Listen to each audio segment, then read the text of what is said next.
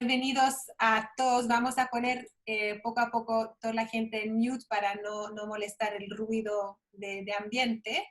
Bienvenidos a todos y muchas gracias por su tiempo y participación hoy en este webinar organizado, por la Cámara de Comercio Belgolux. Mi nombre, como varios ya me conocen, es Anne Brugman, soy gerente de la Cámara Belgolux y junto a Alain hoy día vamos a realizar este día. No te escuchamos bien. Hay problema de... ¿Ahora sí? Sí. Ahora sí, ya. Entonces, hoy la idea es que vamos a hacer este diálogo con Alain sobre un tema que es más bien importante hoy día, sobre la filosofía de vida y recibir algunos tips y reflexiones sobre la felicidad y la plenitud de vida. Abajo de la pantalla tienen un chat box de Zoom y ahí pueden hacer sus consultas durante el webinar que vamos a revisar durante el evento y hacer las preguntas al final. Como varios saben quizás ya, por muchos expertos, dicen que la próxima pandemia que puede llegar después del COVID será una pandemia debido a la salud mental afectada dado el COVID, debido al encierro, la incertidumbre y el miedo. Según la OMS también, que ha prestado una atención muy especial desde el inicio de la pandemia en términos de la salud mental, dice que el principal impacto psicológico hasta la fecha es una alta tasa de estrés y ansiedad. Así que ahí hay una problemática que vamos a tener que tocar por lo menos en el próximo futuro bien cercano, digamos. En estos tiempos de miedo y incertidumbre, cuando las amenazas de la propia vida y de la vida de los demás, de nuestra familia, se convierten en uno de los principales problemas de vida diaria, sería un error, yo pienso, de dejar de lado la atención de la salud mental y no pensar en eso. Tenemos que de verdad pensar y ponernos nuestros esfuerzos para enfocarse en preservar esta vida que es tan valiosa para todos. Entonces, la salud mental es precisamente hoy día una de las claves que tenemos que tocar para poder sobrevivir de manera equilibrada, digamos. Como lo saben, Chile ya es un país, antes de la pandemia, que tenía muchas dificultades de salud mental en su población. Hay algunas cifras, pero dicen que el diagnóstico de depresión es bastante alto, que hay altos índices de abuso de alcohol y, otras sustancias en Chile, y también un índice bien alto en trastornos depresivos en los adolescentes. Así que empieza ya muy temprano en la vida de los ciudadanos chilenos. Así que hay un punto mayor a conversar hoy día sobre esto y ver cómo atacamos esta problemática. Yo pienso que cada uno de ustedes, yo también, hemos tenido varios efectos dado a esta pandemia. Hemos tenido miedo, ansiedad, rabia, también angustia, agresividad quizás, confusión o desconcentración. Hay muchos efectos que nos afectan y que tenemos que ver cómo abordarlos de la mejor manera. Voy a terminar esta introducción antes de dar la palabra a Alain, dando algunas cifras que son bien relevantes, yo pienso, para demostrar los efectos de esta pandemia, por lo menos en Chile. No tenemos que dejar de lado o olvidar las víctimas de violencia doméstica que están hoy día atrapadas durante la pandemia, que son las mujeres. El ministro de la Mujer nos contó, lo publicó, que las llamadas incrementaron o subieron de un 50% en las últimas semanas, que llamando con violencias de pareja, que es tremendo. Por otro lado, también el Movimiento de Integración y Liberación Homosexual dijo que 38% de los encuestados reportaron un incremento de homofobia desde la llegada del COVID. algo impresionante, 38%. Por otro lado, tenemos las víctimas más ocultas, que son los niños, que hemos visto que las cifras demuestran que 43% están más desobedientes que antes. 41%, por ejemplo, tienen más apetito. 29% tiene cambios de humor súbitos. Y, por ejemplo, 21% de los niños tienen un miedo permanente que alguno familiar se puede enfermar o morir. Imagínense que tienen este miedo de cabeza, mi mamá puede morir dado el COVID. Es una problemática muy fuerte. Y en fin, la OMS dice también que es una tragedia humana inimaginable por el impacto que tiene en los hogares de adultos mayores, que también necesitan apoyo y que ahora, bueno, se tiene que dejar solo dado del COVID. Así que hay varios temas y en varios niveles de la población impactos en la salud mental que son muy fuertes. Así que ahora voy a pasar la palabra a Alain. Bueno, lo conocemos ya todos como a cargo de la Cámara, como presidente de la Cámara Benelux y también como agente y representante de los vidrios AGC. Todos los vidrios de todos los edificios aquí que veamos son de Alain, casi. Así que ya, bueno, lo conocemos por esta parte más profesional, digamos, pero no estaba como escondiendo algunas competencias que no todos sabíamos, porque también es autor de un libro Pointfulness, en lo cual está desarrollando aspectos filosóficos de vida, que hoy día nos va a compartir un poquito. Entonces, mi primera consulta para ti, Alain, sería más para saber cuándo nació tu interés por la reflexión filosófica. ¿De dónde viene? ¿Cuándo nació? Bueno, muchas gracias, San, y bueno, ya saludé a todo el mundo. Entonces, es un poco raro, efectivamente, de ser a la vez anfitrión en general y expositor esta vez, ¿no? Pero como es un tema que me gusta mucho y que se ha vuelto un poco más actual, quería, bueno, poder expresarlo. Estamos en un pequeño comité, que es mejor todavía, así que está perfecto porque es una de las primeras veces que me expreso sobre ese tema, ¿cierto? Entonces salgo un poquito también de mi zona de confort, de alguna forma, para hablar de ese tema que es muy importante para mí. Yo diría que, bueno, siempre tuve interés por la parte filosófica, etcétera, o religiosa, pero voy a ser un poco como todo el mundo. Y en realidad yo creo que es más que nada es la vida, ¿no? que me llevó a profundizar un poco ese ejercicio. Bueno, yo estudié ingeniería comercial en Lovaina, fui buen alumno, me gustó siempre la idea de emprender, entonces me vine a Chile y empecé, digamos, efectivamente, prácticamente nunca fui empleado, sino que inicié directamente pequeñas empresas, etcétera. Y entonces, bueno, la verdad es que como todo emprendedor, poniéndole mucho empeño, muchas horas, mucho trabajo, mucha dedicación, muchos viajes. Y el primer cambio, de alguna forma, fue alrededor del año 2005, que el estrés acumulado, el cansancio y todo, bueno, me hicieron conocer, digamos, la depresión angustiosa. Entonces fue como el primer golpe de decir, bueno, sí, aunque joven, todavía en esa época más joven, me estaba pasando la cuenta, ¿cierto? El trabajo, etc. Entonces fue la primera cosa.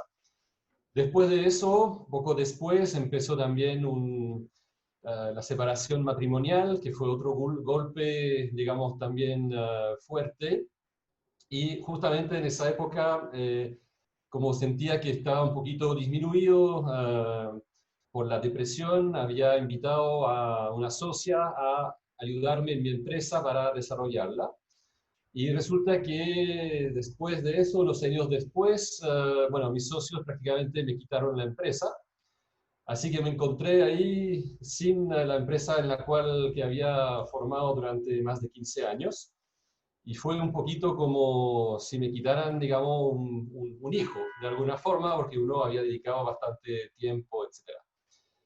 Pero lo peor estaba por venir, porque un año después de ese episodio, mi hija se enfermó de la forma mortal del virus Anta, y entonces estuvo una semana con el ECMO, que ahora se conoce bien con el COVID, que es esa membrana de oxigenación extracorpórea, al borde de la muerte completamente, y entonces, si yo había pensado que perder la empresa era perder como un hijo, bueno, la verdad es que me di cuenta de que estaba muy lejos de eso, pero afortunadamente ella superó la enfermedad y entonces ahora está perfectamente bien y fue una gran cosa.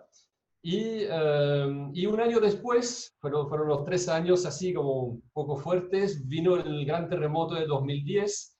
Entonces, ese país, digamos, que tanto quiero, digamos, como Chile, golpeado, destruido por un terremoto. Entonces, al final, en realidad, me encontré en ese camino con todos los sueños, toda la capacidad de control que uno podía tener, etcétera, completamente destruida. Porque uno dice, bueno, ¿para qué es la vida si todo lo que hago, lo que construyo, al final termina prácticamente destruido, sin que pueda decir que tenga una responsabilidad, ¿no es cierto? Entonces, bueno, ahí hay varias formas de reaccionar a eso, ¿cierto? Uno es completamente dejarse llevar, abandonar, ¿cierto? Pero en caso mío, la verdad es que eso me llevó a iniciar un trabajo, prácticamente empezando desde cero, diciendo que todo lo adquirido, todo lo que pensaba saber en esa época, de simplemente dejarlo afuera e iniciar un trabajo realmente desde el principio. Y eso es la reflexión filosófica, ¿cierto? ¿Qué estoy haciendo? ¿A dónde voy? ¿Cuál es el sentido de todo esto? Etcétera. Y entonces estuve como 3 años buscando, leyendo mucho, viendo YouTube, escuchando gente, para tratar de formarme también una idea, voy a decir, una filosofía de vida, pero no por recetas o por cosas que fueran reveladas, no porque encontrara un gurú o porque leyera un texto de iluminación, sino que tratar de hacerlo con mi propia racionalidad, ¿cierto? Y entonces que fuera algo realmente propio. Entonces, bueno, eso efectivamente hizo que hasta el año 2013, más o menos, estuviera en esa búsqueda y ahí después empecé a escribir el libro, del cual hablaremos un poco más adelante. Entonces esa es la razón por la cual, como digo, tengo un poco una maestría en crisis personales y que eso me ha dado efectivamente eh, como la materia, digamos, para estar estudiando un poco eso y no solamente para mí, sino que para también los demás. Bueno, súper, muchas gracias, Alan, para compartir esta parte de tu vida tan personal y yo pienso que esos son motivaciones muy válidas para ver cómo tú subiste y seguiste adelante después de un terremoto personal tan grande. Así que mi primera consulta sería en esta crisis, ¿qué en esta crisis de la pandemia? Eh, y bueno, esta crisis nos está afectando a todos, pero ¿por qué nos afecta tanto a nivel personal? ¿Por qué no podemos manejar eso de manera mejor? Tenemos todos problemas en nuestra vida, pero esta pandemia nos afecta de manera mucho más fuerte, distinta de otras cosas. Entonces, Sí, yo creo que eso es hay que hablar un poco del concepto de crisis. ¿Ah? Yo creo que una crisis en realidad tiene dos componentes. ¿Ah? La crisis es sin duda un cambio, pero que depende de su agudeza y de su gravedad.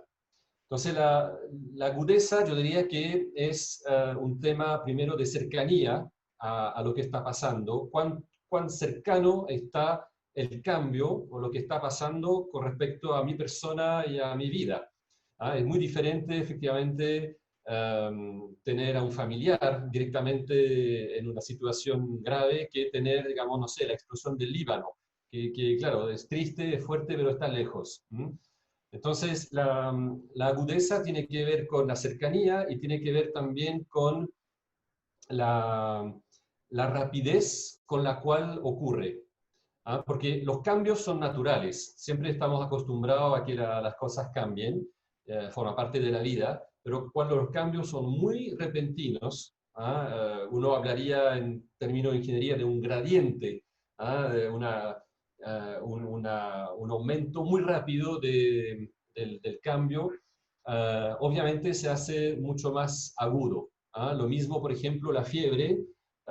Si en 6 horas sube de 37 a 42 grados, es muy agudo y eso obviamente es una situación muy complicada y no es solamente una pequeña gripe o algo así, es algo más grave, entonces es una crisis. Y lo otro es la gravedad, o sea, el peso de esa crisis, porque podemos tener un cambio que es rápido, podemos tener una crisis repentina, una cosa, un accidente, por ejemplo, ¿cierto? Que tenemos un accidente, es algo que es muy fuerte, pero que sabemos que está limitado en el tiempo y también en su acción. Lo mismo un terremoto, por ejemplo, ¿cierto? Es algo también que ocurre, que es repentino, pero que está limitado en su acción. Entonces, si uno ve la gravedad también como un factor de evaluación de la crisis, una crisis que está ahí para durar, que es fuerte, que es aguda y que además está ahí para durar, obviamente empieza a generar otro tipo de reacción en nuestro cuerpo, en nuestra mente, porque la crisis rápida y aunque sea profunda, la vamos básicamente a sobrellevar con la adrenalina, ¿cierto? Y haciendo lo que hay que hacer durante un tiempo corto, que para eso estamos preparados, pero cuando tenemos una crisis a la vez aguda y grave, ahí empezamos a entrar en otro tipo de reacción, ¿cierto? Que dicen relación con el estrés permanente no es bueno, entonces empieza a generar ansiedad permanente, ¿cierto? Uno empieza a vivir en un estado alterado de estrés y luego viene la angustia, porque básicamente estamos perdiendo lo que sería la capacidad de control que es natural en los seres humanos. O sea, nosotros podemos huir, podemos enfrentar el peligro, ¿cierto? Podemos hacer muchas cosas, pensarlo, inventar formas de sobrellevarlo, pero en algún momento la cosa nos supera y empezamos a perder el control. Y es ahí donde efectivamente empiezan a aparecer otros tipos de reacciones y como decía, la angustia puede ser, y una angustia prolongada en realidad lleva a la depresión, que es simplemente el cuerpo que dice basta, o la mente, y ahí como que se empieza a desconectar ciertos mecanismos de defensa, simplemente para decir, bueno, ya me quedo en la cama o ya no puedo, no tengo la capacidad de enfrentar el tema. Por eso que, de alguna forma, la crisis que estamos viviendo, o las crisis, porque ahora ya son varias, los médicos hablan de crisis multisistémica, está fallando el corazón, los pulmones, el hígado, y ahí nos enfrentamos a algo bastante complicado. Entonces, digamos claramente nos está llevando a un estado en el cual cada persona se encuentra alterada. Y también porque otro tema ligado a eso, que me parece muy importante, es que si bien la crisis nos hace salir de nuestra zona de confort, es cierto que todos sabemos más o menos dónde estamos, cómo reaccionar, etcétera, pero ahí entramos en un nivel desconocido para todos. Y también estamos fuera de nuestra zona de competencia, porque las herramientas que tenemos ya no las podemos usar. Como incluso los economistas, incluso los políticos, incluso los gerentes de empresa, empiezan a darse cuenta de que la magnitud del problema es tal que ya no tenemos herramientas. ¿Qué hacemos? Más bono, nos endeudamos más, echamos a toda la gente. Entonces todo eso obviamente crea una especie de caos, ¿cierto? Emocional y racional también y nos afecta mucho. ¿Mm? Sí, bueno, entonces yo pienso que dado esta situación de incertidumbre, hay una de las medidas para enfrentar esta situación sería la importancia de entonces el pensamiento filosófico o de otro sistema de convicción, puede ser religión o también, obviamente, pero eso sería una medida de apoyar o de agarrarse a eso para poder seguir adelante. Absolutamente. O sea, yo creo que aquí voy a hacer un link, digamos, ¿cierto? Muy obvio con nuestros amigos Pablo y Juan Carlos con el seminario anterior de la planificación estratégica, ¿cierto? Yo creo que hay un paralelo muy claro con eso, porque de alguna forma lo que llamo el pensamiento filosófico es un poco digamos, la manera de fijar un rumbo en la vida. ¿Mm? Entonces, y es muy importante porque nosotros estamos acostumbrados a escuchar que hay que performar, como dicen, ¿cierto? Hay que ser capaz de dar lo mejor, hay que poner energía, hay que uh, aprender, ¿cierto?, a ser competitivo, a poner mucha energía, exactamente. Entonces, a mí me suena un poco que es como caminar o correr, pero sin rumbo. Uno ha fijado eventualmente un plan de carrera, ha hecho cosas, pero muchas veces eso no lo ha pensado realmente profundamente dónde orientar esa energía. Entonces uno se encuentra varios años después, ¿cierto? En el lugar poco desconocido donde la vida lo ha llevado, ¿cierto? Pero sin realmente haber fijado el rumbo, ¿ah? O sin saber lo que es importante, lo que no es importante. Entonces, bueno, muchas veces conocemos, ¿cierto?, el término también de las crisis de los 40 años, ¿ah? Donde aparece que la gente levanta cabeza en algún momento y dice, bueno, en realidad no estoy donde pensaba estar, no sabía que la vida iba a ser esto. ¿Ah? Entonces, bueno, yo creo que es un poco el tema que hace que somos mucho más frágiles de alguna forma cuando llega una crisis, porque estamos sin rumbo. Entonces, como muchas veces uso la metáfora del velero, el velero que no ha fijado un rumbo, bueno, en realidad ha ido a la deriva un poco y de repente se encuentra con una tormenta, ¿cierto? Y la tormenta lo puede llevar a otra parte, pero no hay control, no hay realmente un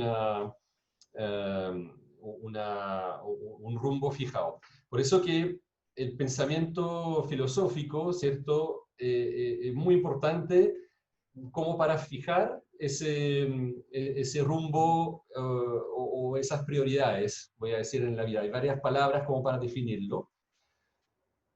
Y poder ubicarse en el mundo y en su propia existencia. ¿Ah? Hay que saber, digamos, que las grandes preguntas de la filosofía siempre son las mismas. ¿Ah? Digamos, el sentido de la vida, de dónde venimos, a dónde vamos, etc. Entonces, muchas veces, digamos, uno la toma como algo, voy a decir, un poco los clichés, ¿cierto? Pero sin hacerse esa reflexión como propia. Entonces, eso es un poco a grandes rasgos, pero por ejemplo, en esos momentos de crisis, vemos que hay sin duda una gran demanda para consultas psicológicas o coaching, ¿cierto? Entonces, de alguna forma es un poco llegar a un nivel en el cual, ok, llega la crisis, nos caímos, o sea, hemos corrido toda la vida, nos caímos, nos lesionamos, llamamos a gente que nos va a poner de pie de nuevo para volver a correr, pero todavía sin rumbo. Entonces puede ser perfectamente que en algún momento voy a caer de nuevo en lo mismo. Entonces, toda esa energía que otras personas son capaces de ayudarnos a enfocar, en realidad la vamos a enfocar, a dar para una cosa que no está definida. ¿Mm? Entonces, yo creo que es un tema que la crisis deja descubierto. Cada uno se encuentra efectivamente con una falta de preparación, claramente, cuando llega el momento de la crisis, y eso obviamente aumenta más la angustia. ¿Mm? Justamente hay otro tema también que hemos visto, es que nos hace falta ahora también sistemas de convicciones. Antes la religión sin duda aportaba un sistema de convicción, transmitido por la familia, por la escuela, vivíamos en un país católico o bien musulmán o lo que sea, con un sistema de explicación de sentido de la vida, y en base a ese sistema de convicciones podíamos tener un diálogo interior, ¿cierto? Por ejemplo, rezar, por ejemplo, encomendarse a Dios, por ejemplo, aceptar simplemente lo que está pasando como voluntad de Dios, ¿cierto? Y le daba sentido a la crisis que uno estaba viviendo. ¿Mm? Eso hemos visto que en los últimos años, ¿cierto? Con todo lo que ha pasado, la evolución del mundo, etcétera, los sistemas de convicciones se han ido derrumbando. Entonces la gente se encuentra también en un momento de crisis sin realmente tener una posibilidad de encontrar sentido y de iniciar un diálogo interior. Entonces al final uno se vuelve un poco nihilista.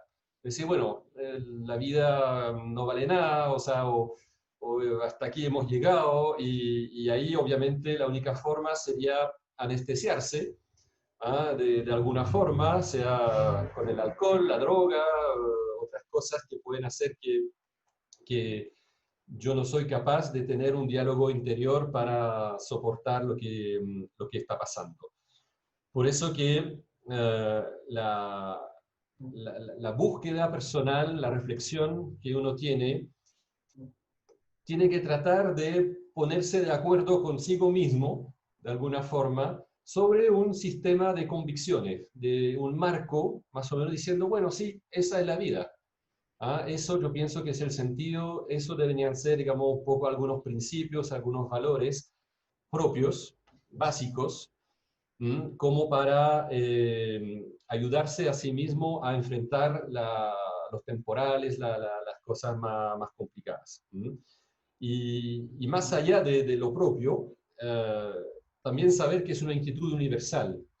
Yo creo que al principio, cuando yo estaba, digamos, contando un poco así estos años malos que he pasado, descubrí también una cosa increíble, que al principio uno tiende obviamente a callar un poco eso, a no enfrentarlo por un cierto pudor o una cierta vergüenza, pero a medida que veía, lo conversaba con otras personas, bueno, uno se da cuenta de que es universal, o sea que muchísima gente pasa por lo mismo. Entonces, el hecho de pensar que es simplemente inherente a uno mismo y que no me tocó la mala suerte o que vergüenza que me haya pasado eso, en realidad es todo lo contrario. Uno no se da cuenta, se puede dar cuenta de la universalidad de la indefensión, ¿cierto? Que uno puede sentir frente a las crisis que existen, sean personales o sean de la sociedad o sanitaria, política, económica, lo que sea. Entonces, esa reflexión también, que es sin duda para uno al principio, puede ser también más universal. Yo creo que eso es importante. Sí, bueno, de lo que he escuchado, Alan, entiendo bien que también la filosofía es algo más bien profundo, más profundo que el coaching o yoga o meditación o cualquier otra cosa. es algo también, algo bien personal, en lo cual tú vas a buscar lo que tú necesitas y lo que tú buscas al final. Así que la verdad que es una búsqueda que no siempre es tan fácil, pero que es importante tener un sentido de vida en lo cual se enfoque cada uno, es súper importante. Entonces quizás en este sentido nos puede explicar la filosofía de vida, de Pointfulness que tú has descrito en tu libro, y sería, entiendo, un ejemplo de respuesta a esta búsqueda de filosofía o de motivación interna.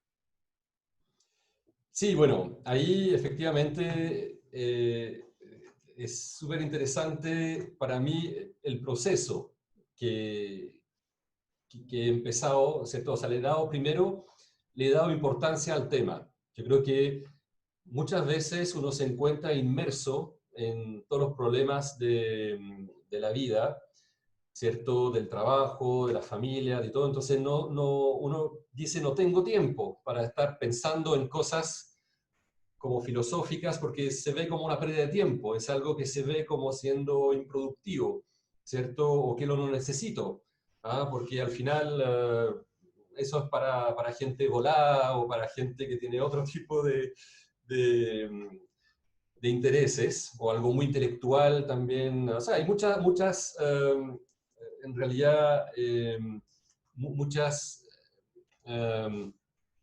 excusas como para no iniciar en un trabajo como ese.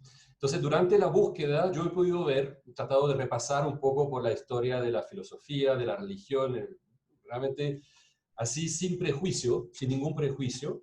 Entonces uno ve que realmente es algo muy abundante, ¿cierto? Y es normal. O sea, yo creo que como es universal, todo el mundo va de su aporte desde el inicio de los tiempos, ¿cierto?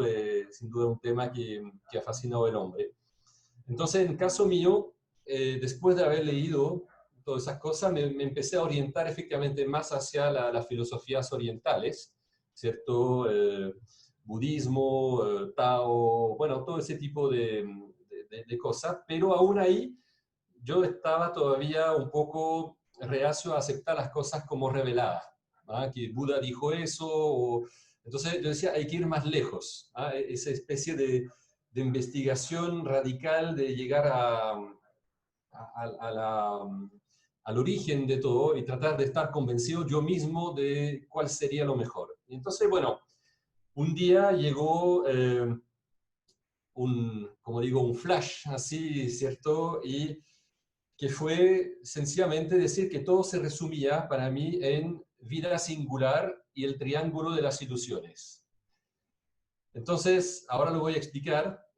Uh, fue el título del libro. El libro se llama así, Vida singular y el triángulo de las ilusiones, porque efectivamente resume todo lo que había absorbido en términos filosóficos. Y entonces yo dije, bueno, me está respondiendo eso a varias preguntas que tenían también, que eran básicamente preguntas ligadas a la insatisfacción. ¿Por qué estamos siempre insatisfechos? ¿Por qué sufrimos? ¿Por qué tenemos esos pensamientos, siempre esa ansiedad, digamos? En general, todo ese tipo de piedras en el zapato, como las llamo, que nos impiden ser felices. Entonces, antes de entrar a detallar un poco lo que es la vida singular y el triángulo de las ilusiones, yo me di cuenta, digamos, que había una forma de resumir un poco el tema de la felicidad o de ver cómo operamos como seres humanos y de hacer la diferencia entre lo que es el placer y el dolor que podemos sentir en el cuerpo, ¿cierto? Y la satisfacción y el sufrimiento que eso corresponden a la mente.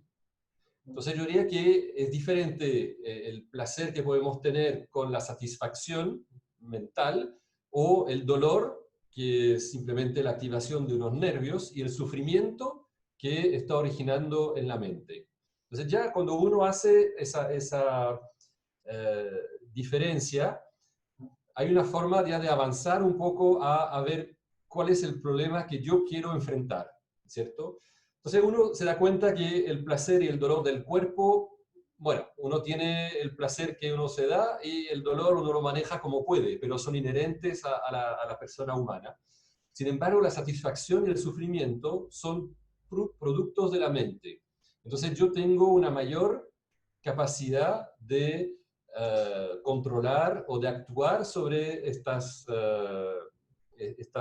dos cosas y no mezclarlo todo, ¿cierto? Entonces, yo me di cuenta que el sufrimiento que uno tiene en el periodo de crisis, cuando uno ve que se está derrumbando la cosa, que todo se pone más complicado, eh, se origina en general por tres ilusiones fundamentales que están en nuestra mente, que es, y eso es muy budista, ¿cierto?, que es el pasado, en el cual constantemente vamos a tratar de solucionar cosas que no quedaron inconclusas o no quedaron bien. Entonces pensamos, tenemos esa ilusión de que estando solucionando con la mente las cosas del pasado, vamos a poder al final ser más feliz en el ahora, en el presente. Y obviamente no es así. El pasado es pasado y no podemos enmendarlo. Lo otro es pensar también que todo va a estar mejor o que voy a poder solucionar las cosas en el futuro, esperando, ¿cierto?, que el futuro, que es una mera probabilidad, no sabemos qué va a pasar, pero sí empezamos a ir a vivir con nuestra mente una vida real en el futuro, realmente proyectándose, haciendo cosas que estamos seguros también nos van a hacer más felices. Y entonces, bueno, estamos olvidando en ese camino también el presente. Y sobre esa base, por eso hablo de un triángulo, sobre esa base del pasado y del futuro, vamos construyendo también nuestro ego.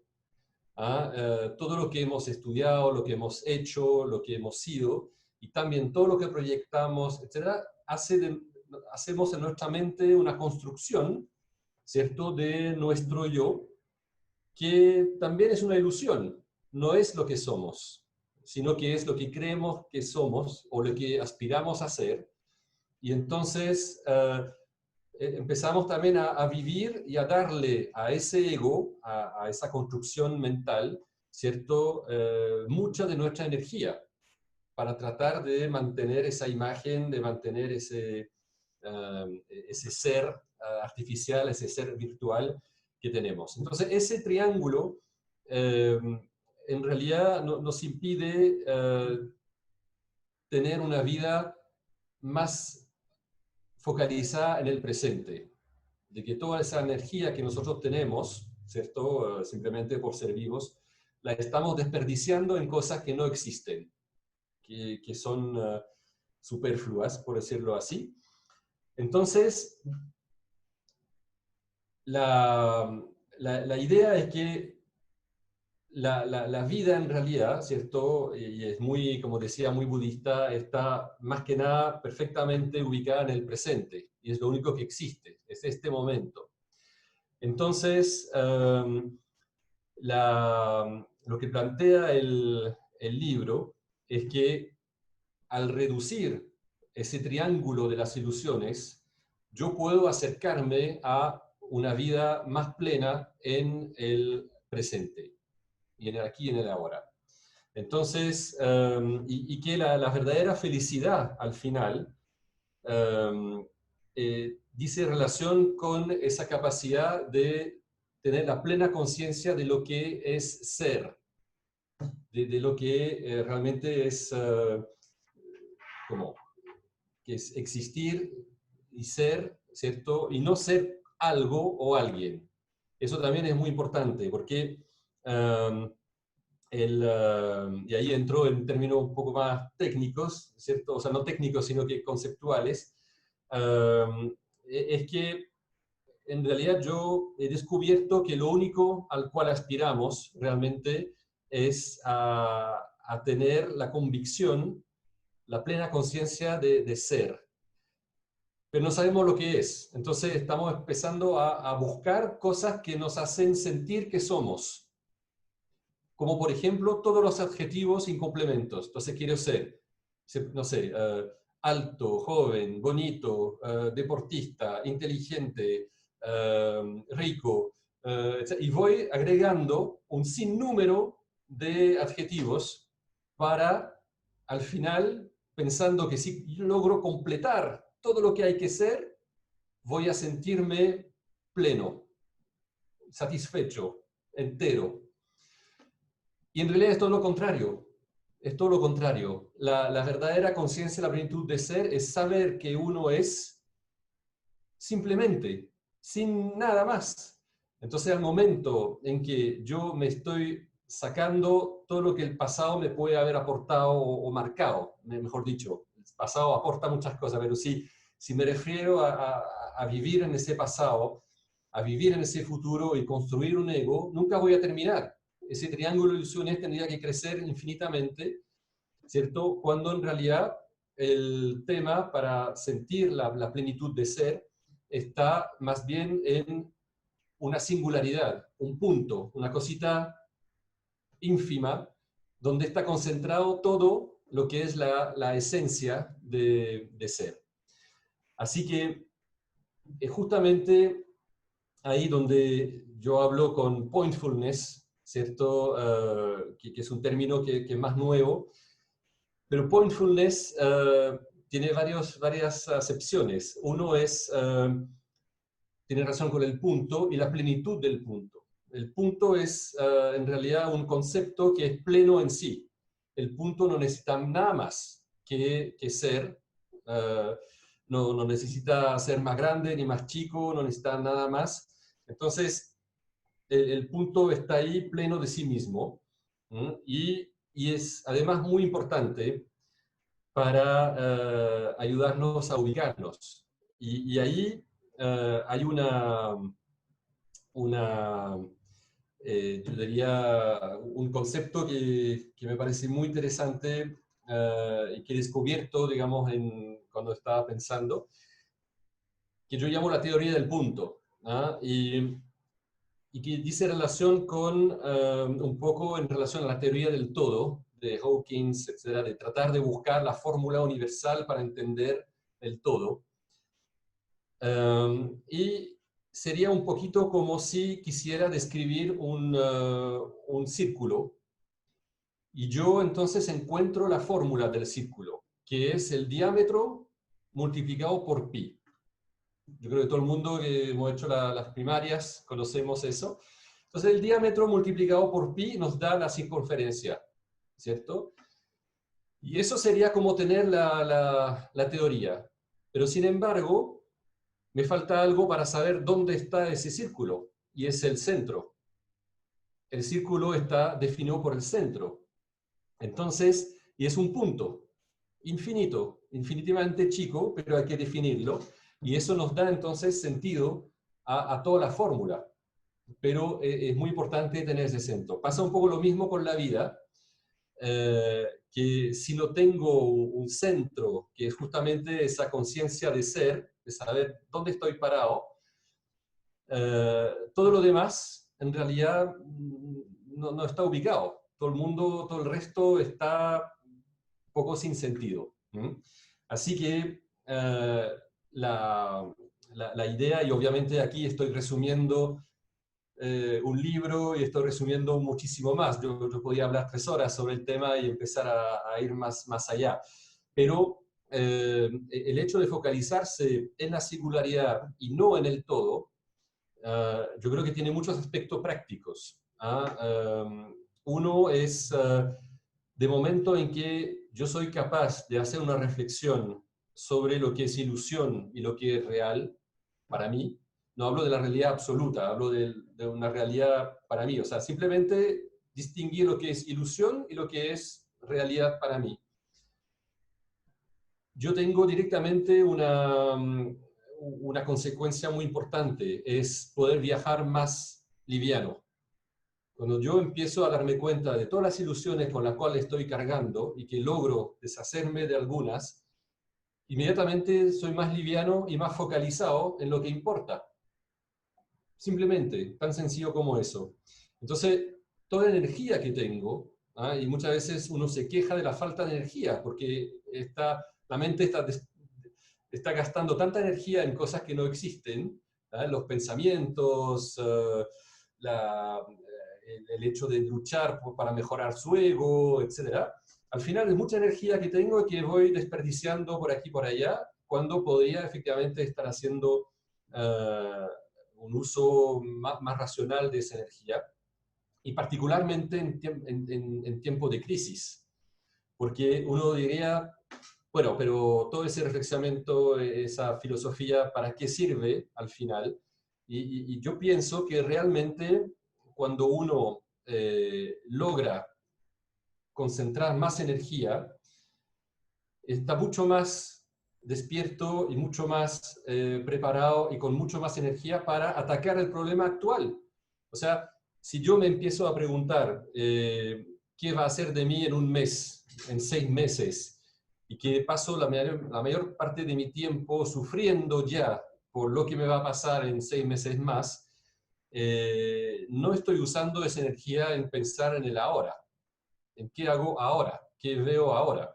Entonces, y además que voy a estar sufriendo 3, 4, 5 veces más, porque voy a sufrir en mi mente y cuando pase el problema voy a estar sufriendo también, pero ya habré sufrido 3 veces antes. Entonces, es importante eso.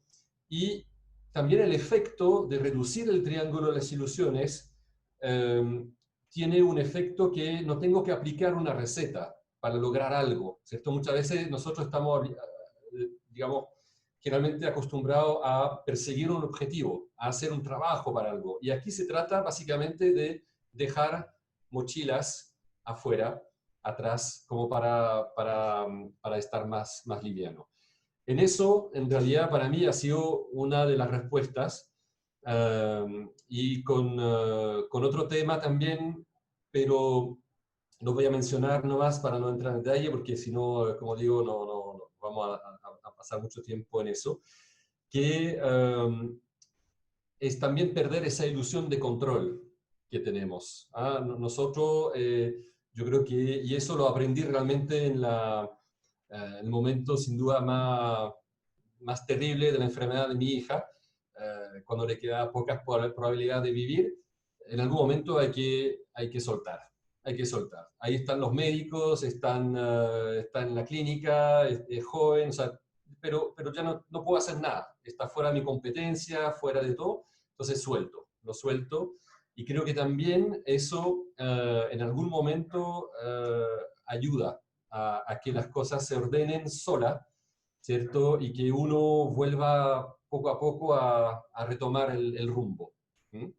Así que, bueno, eso, como digo, sin entrar más en materia, había muchas más cosas que decir, pero ha sido un ejemplo para mí de respuesta que pueden ver en mi libro también, ¿no? Así que es el tema. Súper, muchas gracias, Ana. Yo pienso que hemos ya tenido un resumen bastante completo de la filosofía de Pointfulness y que nos va a ayudar por lo menos a todos en esta etapa de la vida y en el futuro, ojalá.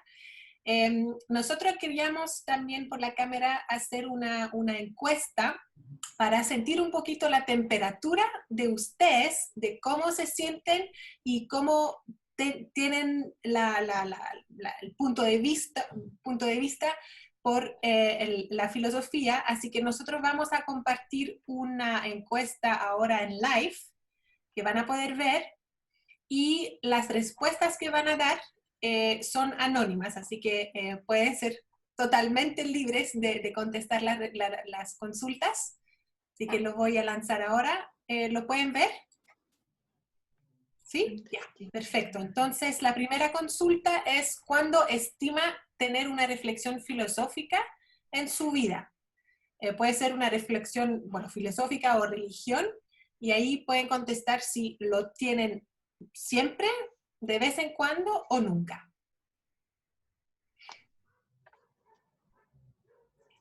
Ya, entonces, súper. Entonces aquí tengo las respuestas entrando y voy a compartirlo. Ahora se puede ver los resultados, ¿cierto? Entonces, 75% dice que siempre ya ha tenido una reflexión filosófica y 25% de vez en cuando, así que está bastante bien. Le Para eso felicito. están aquí. Así Sí, que... por eso, por eso. Sí, claro, Así que sí, sí. muy bien por eso. Era Vamos, el auditorio adecuado. Exacto, eso, claro, sí. eso no es clave. Vamos por la segunda consulta.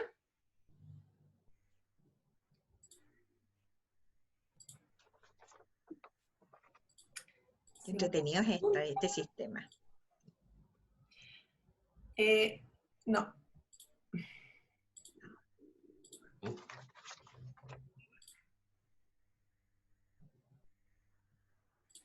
Ok, no. Oh, Espera. Ya, no. voy a contar. Espera. Está saliendo la primera. 2. Se me está agotando el computer. Pablo, no te escucho. No, que la que pusiste estaba con el número 1, por eso a lo mejor te estás confundiendo, pero era una pregunta Ay, distinta. correcto. Sí, así. Espera, entonces. Vamos por la pregunta 2. Ya, ok, ahora sí. Relaunch. Continue. Ok, ahora sí. Gracias, Pablo. Entonces dice la segunda consulta, ¿ha considerado el pensamiento filosófico como una herramienta de desarrollo personal? Aquí tienes sí, no o a veces.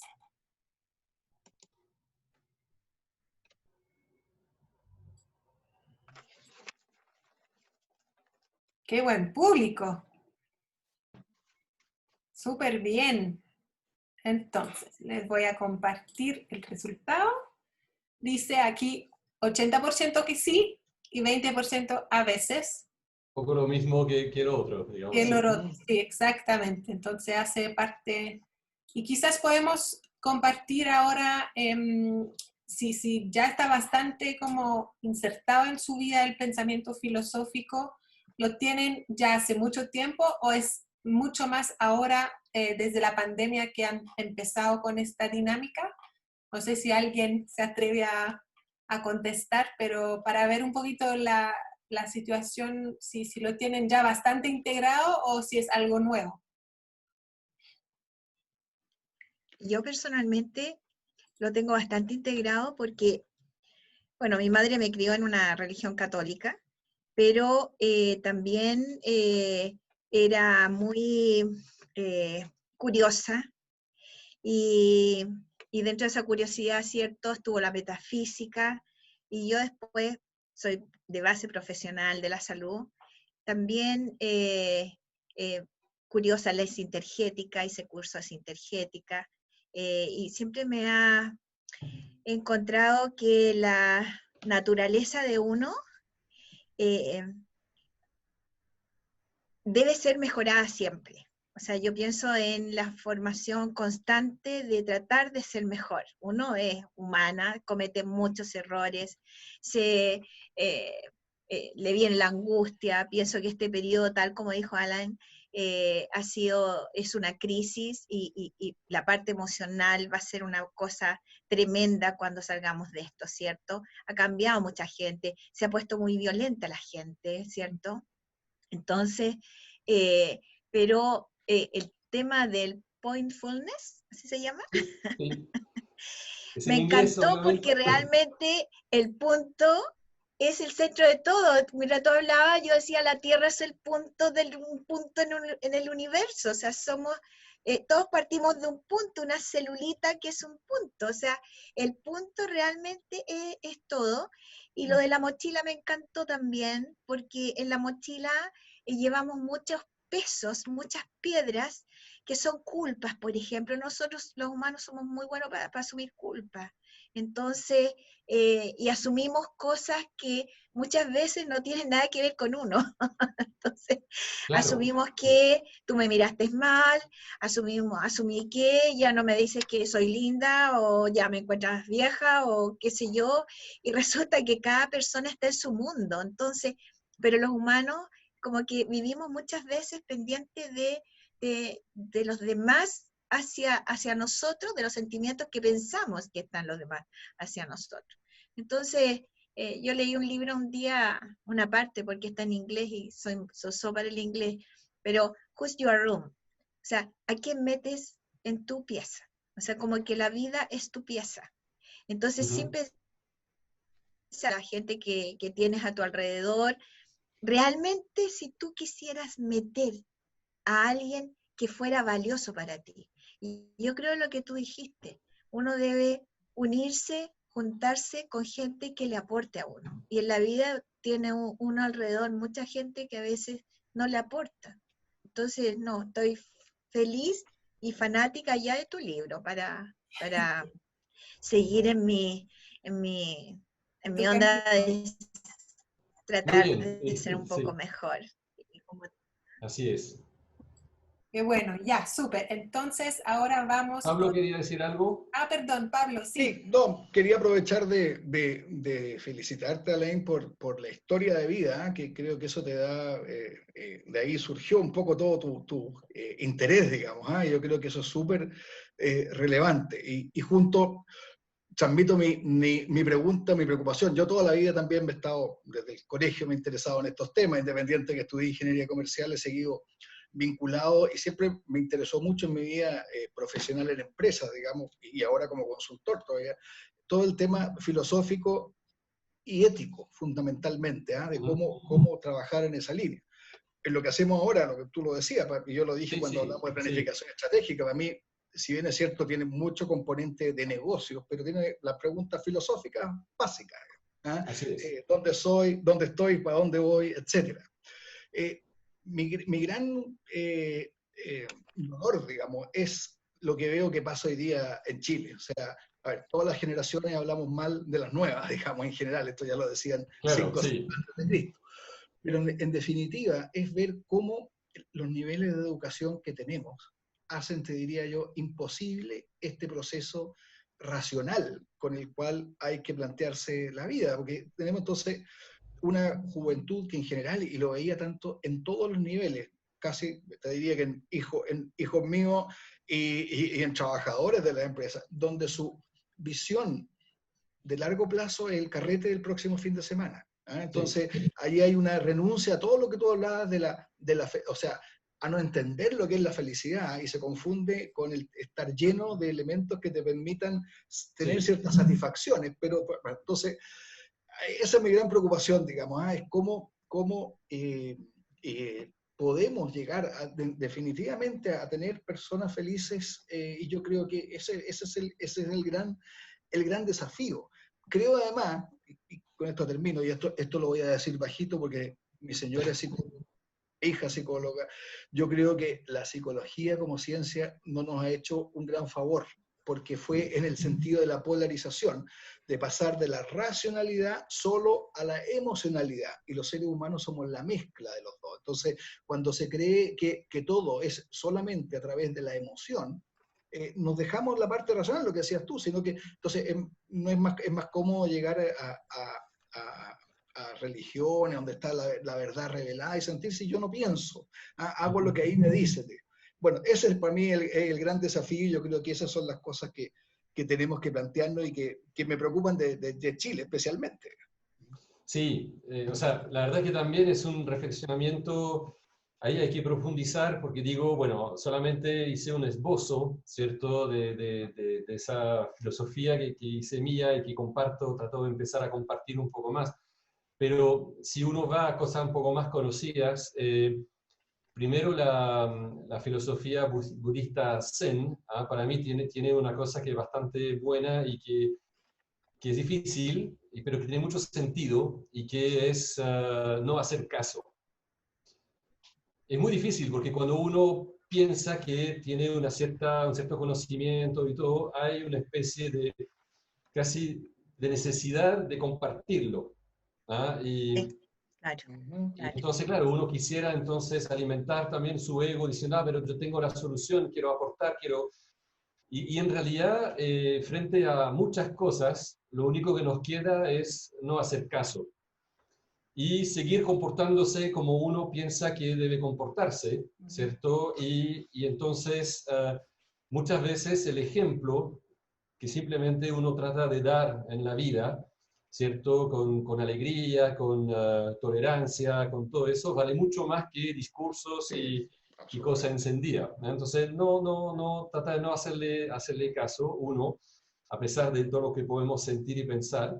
Y lo otro, efectivamente, cuando hablamos del coaching, o sea, la psicología, el coaching, etcétera, hay un filósofo, digamos, antiguo de Lumière, del siglo Lumière, que decía, era en francés, science sans conscience n'est que ruine de l'âme. Entonces, ciencia sin conciencia solo es ruina del alma.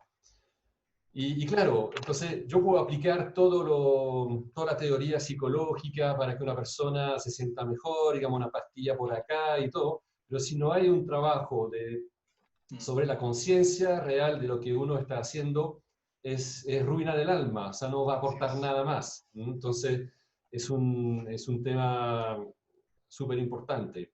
¿Ah? Y efectivamente, lo que decía también, todo lo que estamos viendo con la crisis, ¿ah? Y de nuevo, es sin prejuicio, no hago juicio moral de ninguna manera, pero efectivamente cuando uno ve que se encuentra en situación de crisis y que la primera reacción es el escape, con un buen copete, bueno, en realidad es anestesiar efectivamente la capacidad de pensar, la capacidad de enfrentar las cosas hasta que se mejore y listo, y ahí seguimos como antes, ¿no? Ahora, yo diría que lo más probable es que sin haber llegado o sin haber tenido las crisis que he tenido, etcétera, que me despertaron de alguna forma, estaría en lo mismo. O sea, lo más probable. O sea, por eso no tengo juicio moral, de ninguna Mm. manera. ¿Mm? Así que, Perfecto. Súper, y vamos a llegar a las dos últimas consultas de la encuesta. Aquí lo pueden ver. ¿Piensan que hay que adaptar nuestro modo de vida post pandemia? Sí, no o tal vez.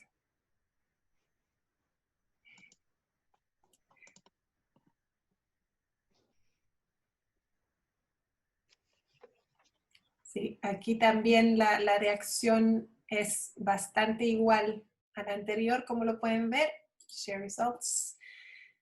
75% dice que sí y 25% tal vez en algunos puntos. Pero sí, yo pienso que claramente vamos a tener un cambio sí o sí en varios ámbitos. Y aquí, última consulta. Sí, si Alan. me permite, quisiera simplemente decir algo sobre esa adaptación, porque hay un tema, sabemos que no podemos seguir como vamos en muchísimos aspectos, ¿cierto? Y muchas veces el cambio se ve como doloroso, ¿ah? De abandonar el confort, digamos, Sí. las cosas que tenemos, etc. Entonces, justamente en mi libro, y bajo el riesgo de herir ciertas susceptibilidades, ¿cierto? Comento la frase del padre Hurtado, del San Alberto Hurtado, el santo chileno, ¿ah? Que dijo, hay que dar hasta que duela.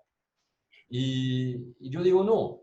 O sea, estoy enfrentando a un santo de la Iglesia Católica, o sea, perdónenme, pero normalmente el hecho de cambiar o el hecho de dar no debería doler, porque eso le duele al ego, ¿cierto? Desprenderse de los apegos, desprenderse de ciertas cosas, de una forma de vida, etcétera, dice relación básicamente con la ilusión del futuro que proyecté y con el ego que también he construido. Pero si yo trabajo sobre la ilusión del futuro que proyecté que va a ser diferente y sobre el ego, no va a ser un dolor, digamos, ¿ah? O un sufrimiento cambiar y entregar ciertas cosas. Por eso que yo pienso que filosóficamente el trabajo que uno tiene que realizar es sobre el ego y las ilusiones y no sobre el hecho de tener que desprenderse así como rasgando vestiduras para lograr un nuevo equilibrio. ¿Mm? Ese es el tema. Sí, súper, súper aporte, Alain. Y última consulta para cerrar este webinar que ya estamos, Estamos un poco pasados. sí, pasado. Siempre hablo mucho, ¿no? Así. Sería, ¿en qué ámbitos creen que es importante realizar cambios post pandemia?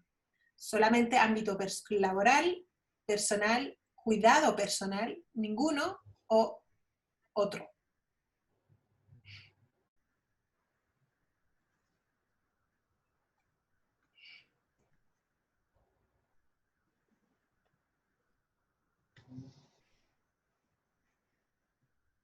Ya.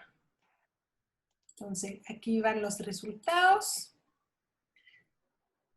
El ámbito personal, súper importante, como lo podemos ver. Tengo 200% aquí, pero bueno. El ámbito laboral también y el cuidado personal. Bueno, yo pienso que van todos mano a mano para tratar de tener un equilibrio eh, mejor en el futuro, por lo menos. Así que eso sería por nuestra parte. No sé si alguien más quiere compartir en esta instancia íntima con nosotros, aprovechando de la visión experta de Alain.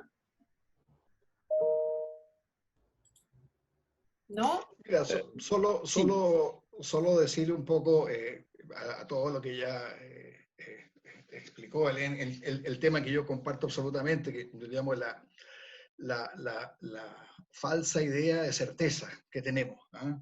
Y eso, cuando vivimos una vida más o menos tranquila, eso nos suele olvidar ciertas cosas básicas, como de que nos vamos a morir hacia adelante. ¿Ah? Las crisis nos permiten tomar justamente conciencia de cómo vivimos en incerteza. Ahora, cuando uno no tiene un pensamiento, un poco lo que hablábamos, filosófico, racional, las crisis hacen que demos respuestas ansiosas, ¿no?, a esa certeza y salimos para cualquier, en el ejemplo del barco que ponía el velero, digamos, ponía Alén, y salimos para cualquier parte, y ahí por eso que se dice que se ve lo mejor, pero también lo peor de los seres humanos. Digamos. Entonces, yo creo que una de las cosas es, y esto está, y es difícil, ¿eh?, porque hoy día la sociedad nos lleva a exacerbar ciertas cosas, como el concepto de la libertad. Creemos que somos libres, ¿eh?, en absolutamente, y la verdad no lo somos. ¿Eh? O el concepto de que basta con que algo lo transformemos en un derecho y con eso ya estamos asegurados, digamos, lo tenemos como tal. Entonces, todas esas cosas presionan para que no tengamos claridad, digamos, en ciertos momentos. Entonces, yo creo que es re importante eso de entender. Y miren, no quiero contradecir una gota de lo que vimos en planificación estratégica, pero eso nos hace que, si bien es cierto, tenemos que tener planes, pero tenemos que tener la absoluta certeza de que vivimos en la incerteza. Así es. Sí, si me permites una pequeña conclusión para terminar, pero quería también decirlo sobre el tema de la pandemia y del COVID y relacionarlo, bueno, con esa experiencia del virus Anta, ¿ah?, que todavía hace muchos muertos en Chile. La verdad es que yo escribí una carta como presidente de la Cámara Belgolux sobre ese tema, sin mencionarlo así, pero que era un poco la referencia. En realidad, yo pienso que somos seres biológicos y lo que pasa con el ANTA o con el COVID ahora o con el SARS-CoV, ¿cierto? Es simplemente un ser vivo que ataca a otro ser vivo. ¿Ah? Y así es una lucha biológica que no es ni buena ni mala, es así. Pero efectivamente, cuando yo diría que si mi hija está viva ahora es porque hemos hecho todo lo posible para, para salvarla. O sea, estuvo un despliegue médico absolutamente increíble, ¿cierto? Menos mal que estaba bien asegurado, porque fue un costo enorme, pero que valió la pena. O sea, bueno, mi hija está viva, etc. Entonces, lo que quiero decir es que en ese caso sí podemos, y la sociedad ahora ha dicho que sí podemos, enfrentar eso con el costo que tenga, tenemos que hacernos responsables de ello. ¿Ah? Y entonces simplemente ver que es algo, claro, gratuito, que va a cambiar nuestra forma de vida, etcétera, pero que si podemos enfrentarlo, debemos enfrentarlo. Porque algunos podrían pensar que es mejor dejar morir, digamos, 2 millones de personas, bueno, y que es la vida.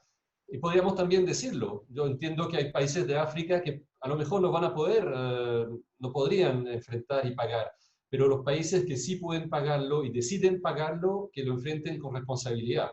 ¿Ah? Y eso es un tema que simplemente es un tema de elección que tenemos, pero después no podemos tampoco estar llorando. O sea, es una decisión que uno toma y después hay que enfrentarla, aunque sea con un cambio de vida. ¿Mm? Eso es, simplemente como para terminar ese tema. ¿Mm? No, ¿Cómo podemos tengo, adquirir el libro? sí. El libro se puede Bueno, adquirir en vía... realidad, como son muy pocos, yo se lo puedo regalar. ¿Ah? Así que yo se los hago llegar, en todo caso, para que lo tengan. ¿Ah? Pero yo les Gracias. invito a ver mi sitio web, que es www.pointfulness.com, que está recién elaborado, así que ahí tengo ya un blog que voy alimentando, algunos podcasts y algunas reflexiones, así que ahí, ahí está, pointfulness.com, Lo en el y ahí chat. vemos cómo les hago llegar el libro a cada uno. ¿Mm? Muchas gracias. Así es. Va a ser. Sí, Anne y Alain, sé que no tenemos mucho tiempo, pero tengo una pregunta y podemos también, Alain y yo, hablar de esto después. Y para iniciar, debo decir que estoy veramente impresionado de la experiencia de Alain y también de la forma transparente en la que hablas de esto. Es una victoria, pienso, para ti, es un buen ejemplo. Y estoy de acuerdo con ti que son importantes los puntos de referencia, que sea la familia, el trabajo, la religión, la filosofía de vida. Pienso que sea importante tener más de un punto de referencia, porque a veces los puntos se debilitan o desaparecen. Y entonces, pero puntos de referencia son importantes. Pienso también que vivir en el presente y vivir el presente es importante. Pero mi pregunta es, ¿dónde es el equilibrio con la ambición humana, la ambición personal, de hacer cosas nuevas, de descubrir cosas, que a veces nos obliga a salir de nuestra zona de confort y de sufrir? Entonces, que nos obliga a pensar en el futuro y no en el presente. Entonces, naturalmente, la felicidad es una ambición muy importante, pero vemos en la historia humana que a veces personas que han realizado cosas increíbles, no era fácil, han pensado en un contexto que es más grande que el contexto personal. Y entonces me quiero, ¿dónde es el equilibrio entre vivir el presente, vivir la sua felicidad y la ambición humana en general? Sí, a ver, hay que tener mucho cuidado con eso. Yo diría que el hecho de hacer cosas, de prepararse para el futuro, etcétera, sigue absolutamente vigente. O sea, la vida lo necesita. Yo, si quiero cosechar mañana, tengo que plantar hoy, ¿cierto? Entonces, yo estoy dedicando parte de mi tiempo para trabajar, para plantar y después para cosechar. En eso no se trata de, por lo menos en un nivel de vida práctica, porque yo también puedo decidir irme a un monasterio y estar fuera de la vida, ¿cierto? Pero si uno dice, no, voy a estar en la vida laboral, familiar, en la sociedad, obviamente tengo que hacer cosas y que son totalmente necesarias, naturales, pero lo que trato de hacerlo es sin agregar un ruido mental, proyecciones o ilusiones que me hago en el futuro. Por ejemplo,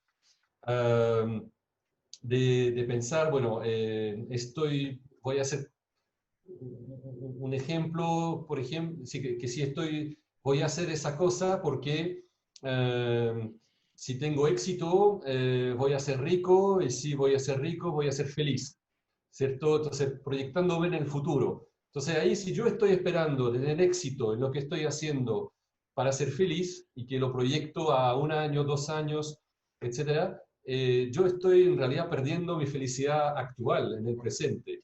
¿Ah? Entonces, es un tema, digamos, mental. Entonces, efectivamente, yo creo que mucha gente que sacrifica su vida, a veces su juventud, ¿cierto? Persiguiendo la riqueza, hacer empresas, etcétera, digamos, y siempre pensando que mañana voy a ser feliz, está perdiendo mucho ahora. ¿Mm? Entonces, también una de las grandes imágenes para mí, para describir la vida, es el río que fluye. ¿Ah? O sea, hay un río, digamos, que igual fluye y la vida es como tal. Nosotros tenemos que, si uno ve qué es la vida es nacer, evolucionar, procrear y morir, más o menos, ¿ah? Resumido. Pero para vivir tengo que alimentarme, tengo que protegerme, tengo que hacer unas cosas que son necesarias. ¿Mm?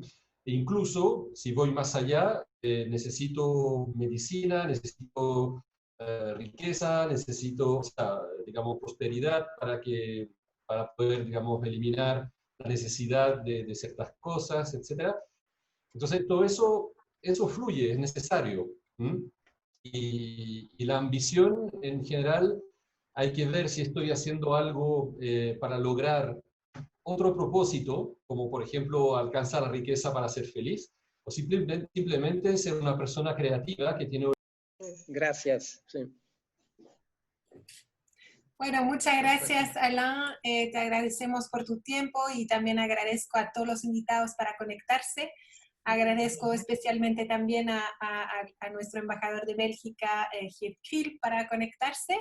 Espero verlos pronto en otro, muchas gracias, Geert, en otro evento de la Cámara Belgolux.